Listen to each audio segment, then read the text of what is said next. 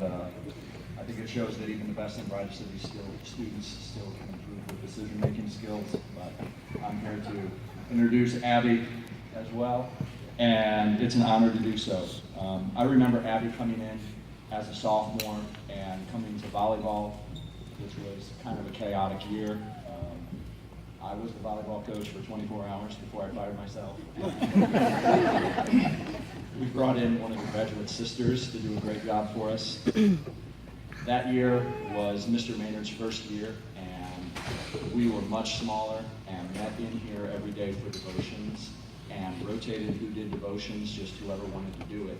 And Abbey led probably the most devotions out of anybody, including faculty, I feel like, and did an outstanding job doing so. We were talking the other day, and I think it was one of those situations where whenever Abbey did it, no one wanted to do the next day's devotion because she set the bar pretty high. She was also key in helping reboot our swim team and our cheerleading squad, which were great additions to our school, along with the help of other people. And I think one of the neatest things was this year, her being in my geography class, which is a freshman class predominantly, and Abbey was able to be in there and clearly outshine the freshmen in that class. And they loved her and adored her so much because of her kindness and her leadership. And those kids just looked up to her like a mom. And it was so neat.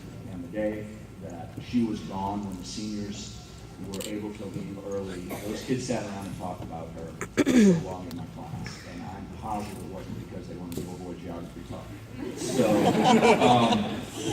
she is an outstanding, driven person who puts very high standards for herself. And just like for all of you guys, know that we all fail. We're all going to fail, but what I know is you're going to put up, and you're going to do great things.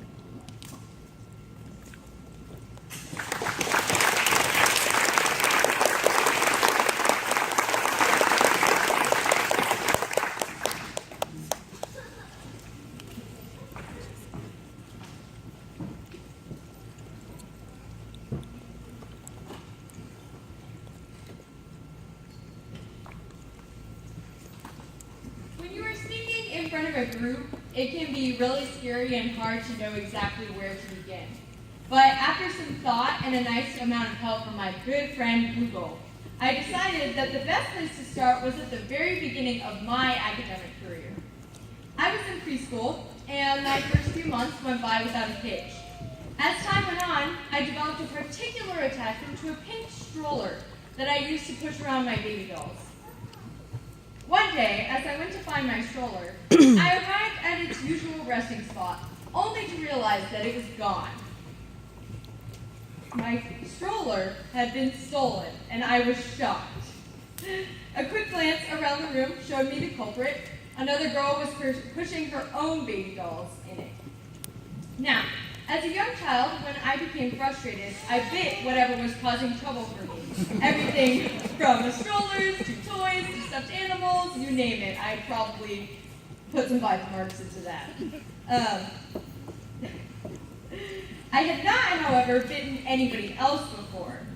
You can imagine the surprise of my parents then when they received a call about my expulsion from preschool, as I had bitten another child so hard that she had to get stitches. Now, how do you think I got valedictorian?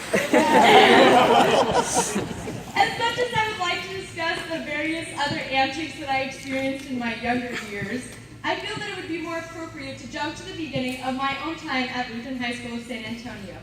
Many of you know that I moved here the summer before my sophomore year of high school.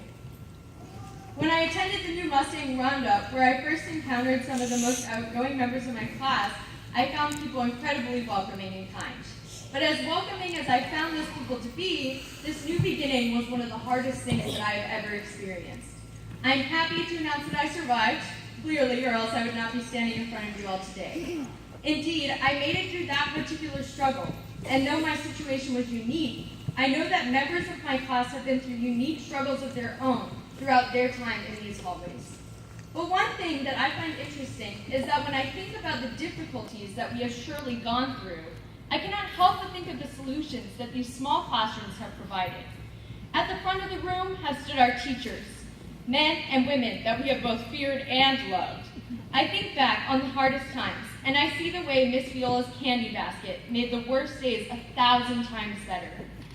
I see the way Miss Bartel's kindness and quiet peace has comforted those in need. I see Mr. Sanders' self-deprecating jokes, the wonderfully nonsensical poetry Mr. Eichstead shared, and Mr. Biedinger's successful attempts to make everyone laugh, even Scott Simeon. In the seats next to us, I see our friends, our teammates, our closest comrades, providing endless laughs, hugs, and support as we soldiered on through the war that was high school.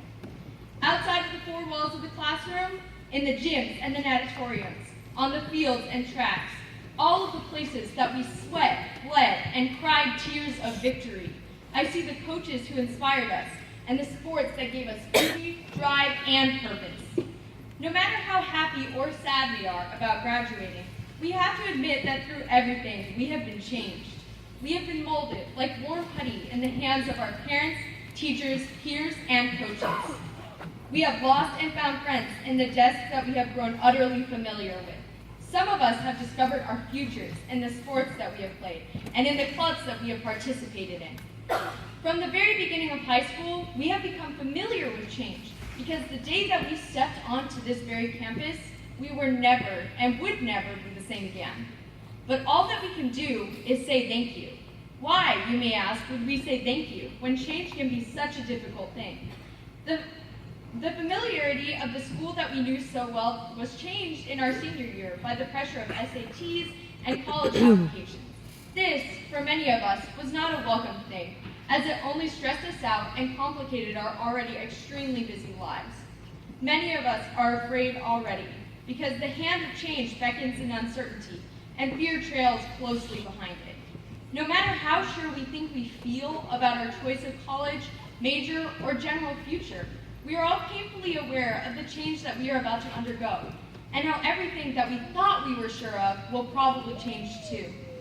Today, I would like to share a small piece of wisdom from former United States President John F. Kennedy. Change, he said, is the law of life. When you become aware of the truth of that simple statement, apprehension about change dissipates like a fluffy cloud on a hot Texas day. Whether you realize it or not, this school has brought about change after change to you, to me, to our various relationships, and to our futures. Through the change that we underwent, Lutheran High School has also taught us how to grapple with those changes.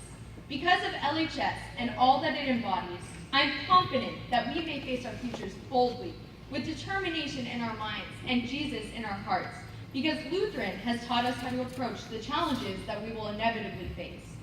On behalf of my class, I would like to thank every parent that has checked on us on late nights spent doing or not doing homework. To our teachers, we are endlessly grateful for the guidance, the words of encouragement, and the hours spent grading our good and bad tests. Of course, I cannot end this without a prayer of thanks to God for the full lives that we live, and to Jesus for the forgiveness and the hope of salvation that we have through him. And now, congratulations to each of my classmates. It has been an honor to share the past 3 years with you. I have loved to see and experience our various triumphs all together. I hope that we all remember and recognize that we need not be afraid of the changes that lie ahead. For we have learned more about change than we will ever realize at Lutheran High.